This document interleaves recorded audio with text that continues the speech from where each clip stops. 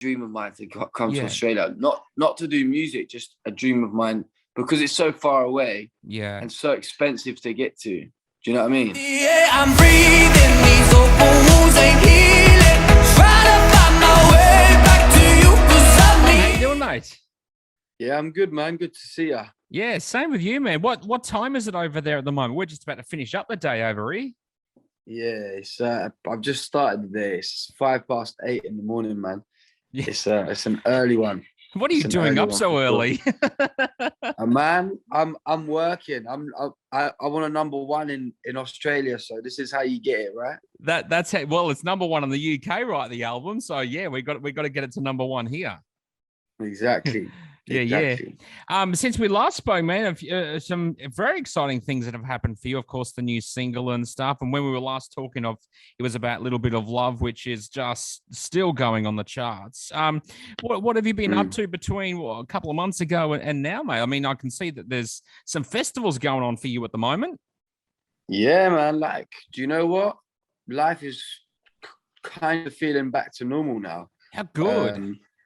Yeah, it's so amazing. I've been doing festivals. I've been rehearsing a lot because I'm going on tour in next week around England. And yeah, man, it's been fun. And like I say, I put my songs out during lockdown and stuff to see people like singing the songs that were out in lockdown is just amazing.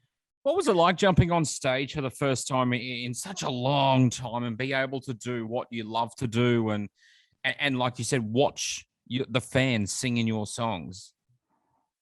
It was like seeing an old friend. Do you know what I mean?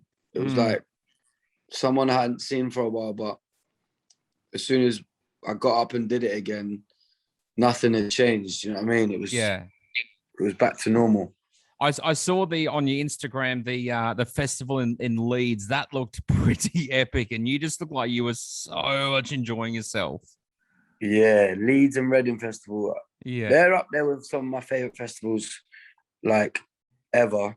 Yeah. But Leeds definitely went, like, it was crazy. Everyone was just off their heads. But that's a good thing, though, right? Yes, it's a great thing. It's a great thing. Let's talk about this new single, mate. Don't Break the Heart. Whose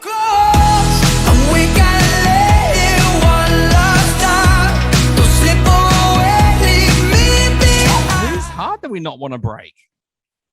Do you know what, man? This whole song is about.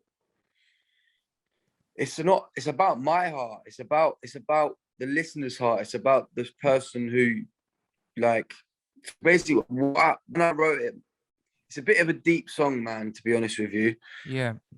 But people can take it however they want to take it. But what it's actually about is about having last minute or them last moments with someone. So basically, my friend lost his mum, and I was kind of like taken back by how like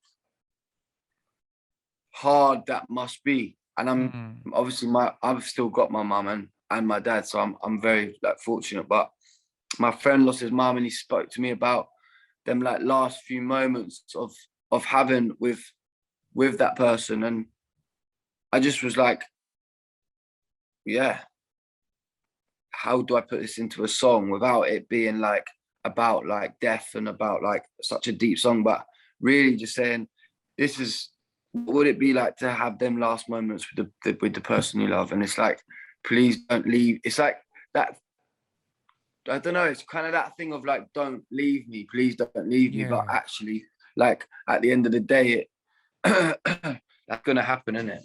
Like, it is, and it is the circle of life. But like, circle of life, if I go with what you just said, like, how do you put that into a song? How do you put that into a song? I mean, not a stupid, but how?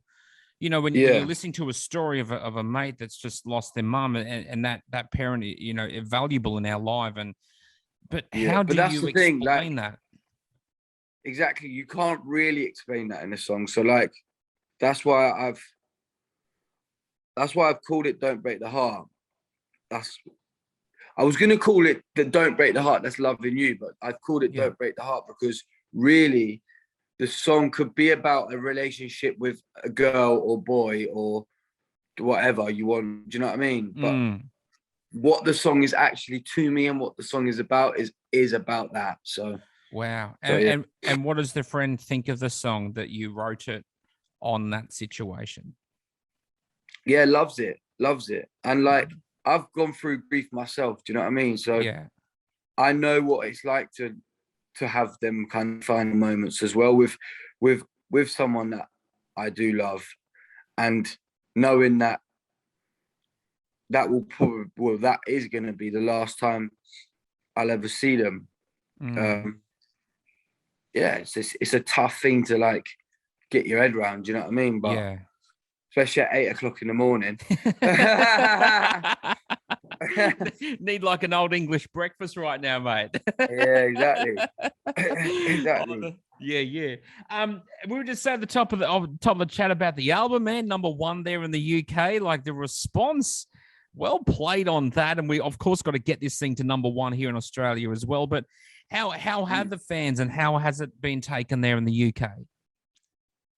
Yeah, it's been amazing, man. Yeah. Like, everybody's just like loved it. So it's been great. And it's just very humbling and but I'm loving it. Do you know what I mean? I can't say anything else apart from I'm loving it. And I just want to keep on this roller coaster. Do you know what I mean? I don't want to jump off.